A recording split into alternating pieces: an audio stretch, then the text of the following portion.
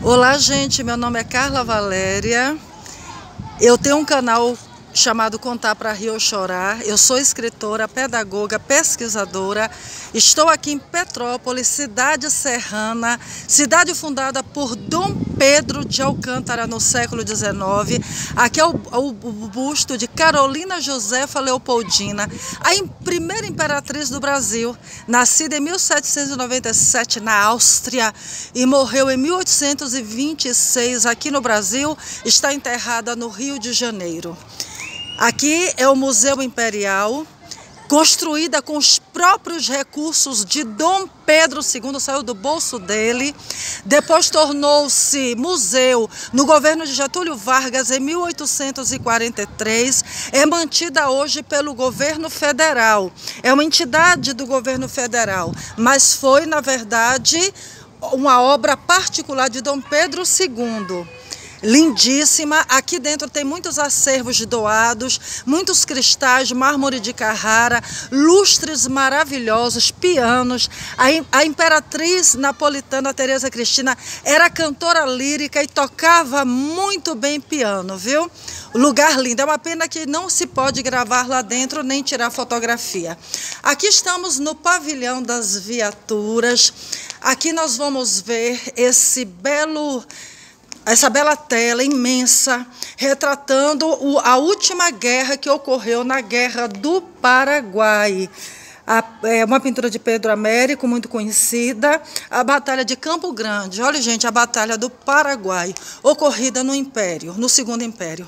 E aqui, quando a gente pensa que já viu tudo de lindo na vida, a gente se depara com uma coisa maravilhosa dessa, chamada de Berlinda do Aparato, do imperador Dom Pedro II. É o nome dessa belíssima carruagem em verde e amarelo, as cores do Brasil. Ela passou por uma restauração, está vendo? A Berlinda do Aparato foi construída na Inglaterra pela firma britânica Pierce & Cunts. Ela, na verdade, participou da sagração e coroação de Dom Pedro II em 18 de julho de 1841. Ele tinha 15 anos. Olha aqui ela, bem no meio da multidão, está vendo? Participou quando ele foi consagrado a imperador. E também as princesas Leopoldina e Isabel usaram uma carruagem quando casaram, né? A princesa Isabel e Dona Leopoldina, que casaram em 15 de outubro e a outra em 15 de dezembro de 1864. Está vendo? O Museu Imperial recebeu a Berlinda em 1941, através da doação do príncipe Dom Pedro de Orleans e Bragança. Ele é da Casa Imperial, ele é descendente do Conde de Luiz Felipe de Orleans e também da princesa Isabel. Olha que coisa maravilhosa.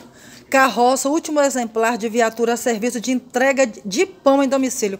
Olha, gente, como se entregava pão em domicílio. No tempo que se entregava pão, é uma carruagem, bem uma carroça, né? Bem simples, sem luxo, para entrega de pão. Olha o nome ali, gente, Padaria das Famílias. Usava-se para entregar pão.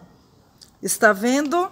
No tempo que se entregava pão a domicílio. Olha as carruagens do Segundo Império. Uma liteira. Aqui é uma liteira, gente. É uma caixa fechada com 2 lugares frente a frente. Ele era puxado por 2 mulas atreladas aos varais laterais. Está vendo? É uma liteira.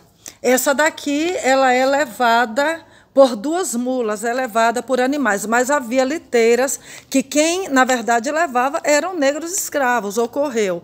Aqui também, está vendo, uma carruagem bem simples. Vocês estão vendo que tem luminárias fechadas, tipo lampiões fechados por causa do vento nas laterais da carruagem, é porque eles eram utilizados, lógico, em área externa. Então, quando se acendia a luz à noite, ele era fechado. Então, repare que naquela época não havia iluminação, depois passou a ter no Segundo Império iluminação em alguns lugares do Brasil e Rio de Janeiro, e havia alguns lugares que eram iluminados, mas a carruagem também precisava ser iluminada. E eram utilizadas na época que havia pouca iluminação, está vendo? Era necessária iluminação para conduzir bem, afinal, quem, na verdade, conduzia tinha que enxergar bastante as ruas, que era um breu.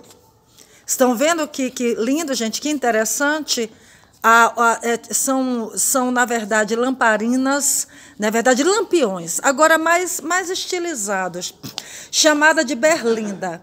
Viatura puxada por 2 ou 4 cavalos. Esses daqui eram puxados por 2 ou 4 cavalos, viu, gente?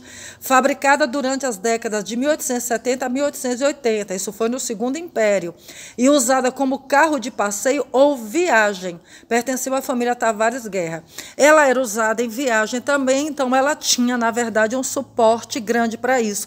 E como era usada em viagem, daí também a questão de ter a iluminação nas laterais, né? Os lampiões nas laterais, porque as estradas não tinham iluminação mesmo. Só o centro da cidade que tinha na época do Segundo Império. Aqui também, com os faróis, tá vendo? Esse daqui servia também para viagem, tá vendo? Todo acolchoado, tinha a parte de cima o capu, caso chovesse, era acolchoado para dar mais conforto à viagem.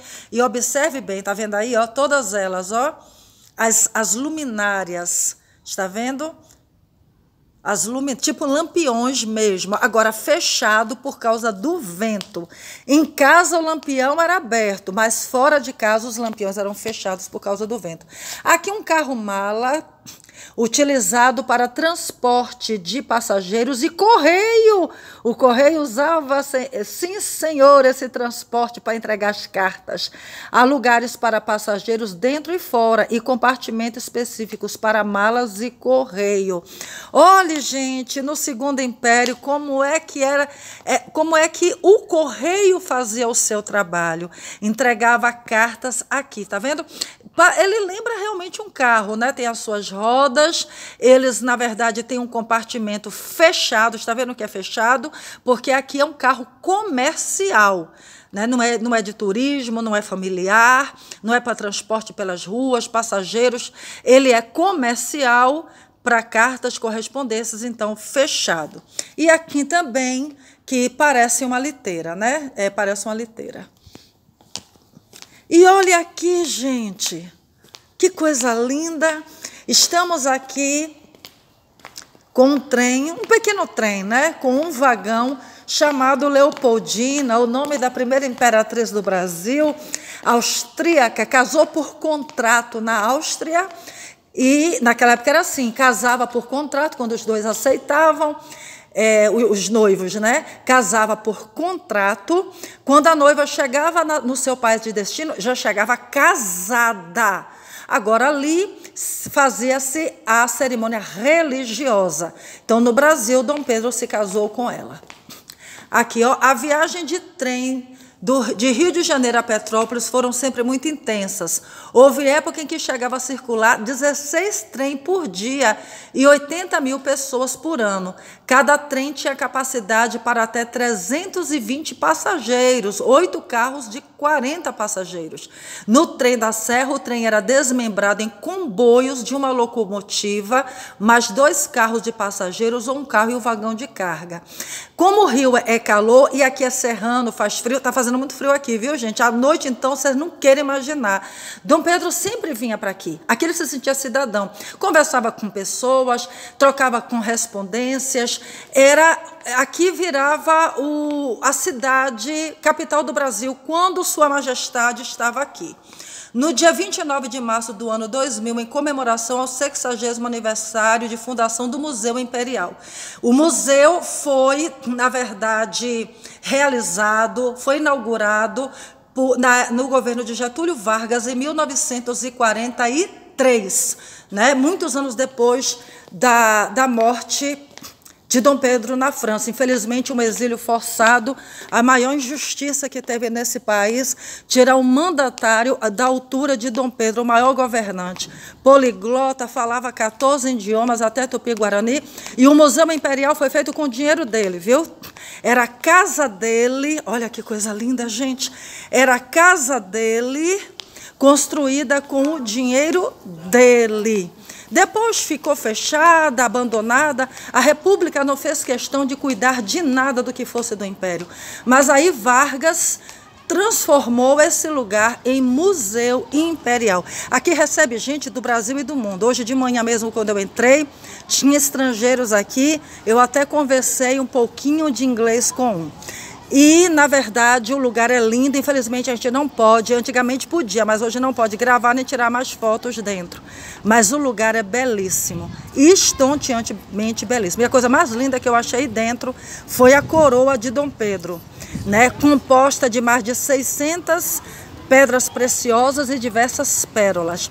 E tem a de Dom Pedro I também, que não tem gema nenhuma, porque ela foi tirada, as pedras preciosas foi tirada da coroa de Dom Pedro I e passou para a coroa de Dom Pedro II.